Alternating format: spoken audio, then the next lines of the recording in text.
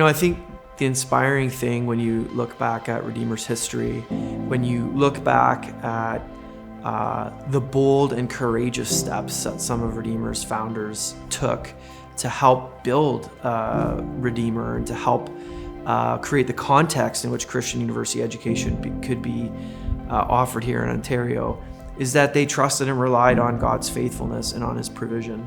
I think faithfulness and rigor would be the two themes that I would say are consistent with what I've observed at Redeemer throughout its history. Those are two qualities that were required to actually start the school. I mean, what a bold idea, really. It's crazy, but they did it. They say Redeemer started around a kitchen table with the conversations among three pastors in St. Catharines. We approached the provincial government, the Ministry of Colleges and Universities, and there was a flat no. I think what shocked us first was what the Lord did next. And that is, behind the scenes and the possibility of getting a charter came onto the scene in 1980. So it was a heady time. It was a time of great turmoil and of excitement and of visionary exhilaration. The first thing was to put together a faculty. And on the basis of that, with a good recruiter, we expected 50 students. 100 students showed up. When Redeemer started on Beach Boulevard, of course, one of the problems was, where are we going to house the students? They did find suddenly a group of townhomes or townhouses that were all in the same area on Francis Street. We were living in Burlington, commuting 5 kilometers to get to class every day. It was like you didn't know what was going to happen one day or the next. The lift bridge would be open and you'd end up being a half hour late for class. And so suddenly, we need another facility, larger. Would it be rented? Would it be permanent? In an uncanny way, the Lord, again, with his fingerprints, opened up a piece of land in Ancaster. Redeemer also built out its program so that it truly was arts and science, humanities and social science. And we also added business, and then in 1990, education. I remember being in the balcony at the Ontario Parliament buildings when Redeemer's charter was changed, and instead of becoming Redeemer College, we were now Redeemer University College, where my Bachelor of Christian Studies degree became a Bachelor of Arts degree. The enrollment increased dramatically, and they began to come in such numbers that we had to expand our facilities not once, not twice, but 3 times.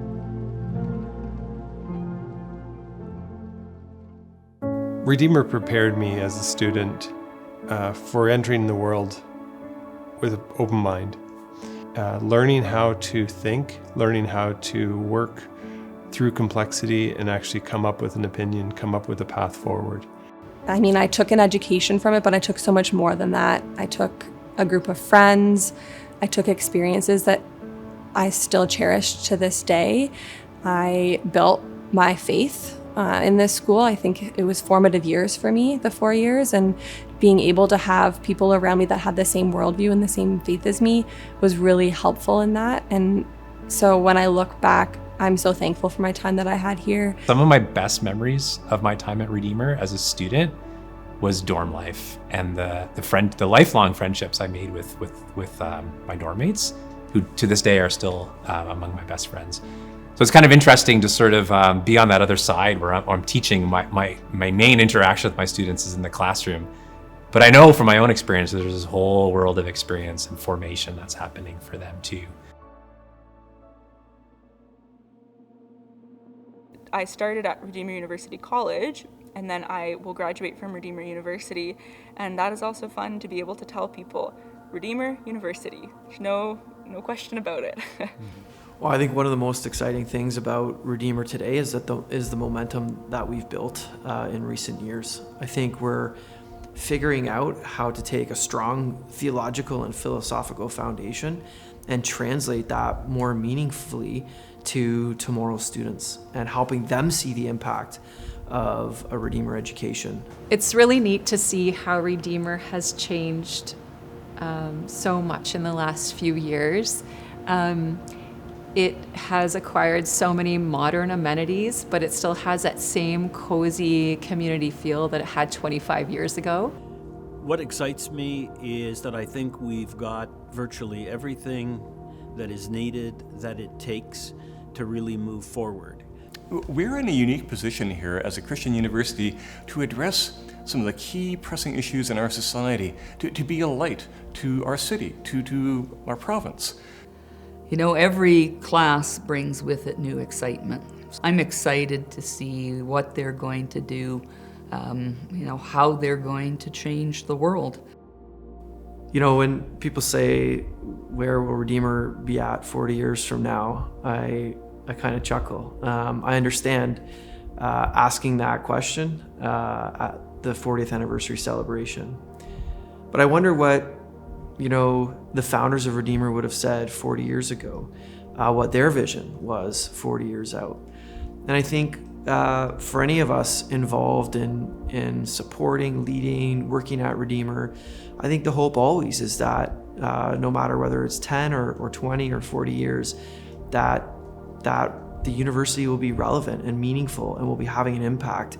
And I think most of all, faithful to the gospel, faithful to the hope that we have in Christ, that He will make all things new, and that we can begin participating in that work now, and that a university can ground students in that world and life view that will have such a transformative impact wherever they go.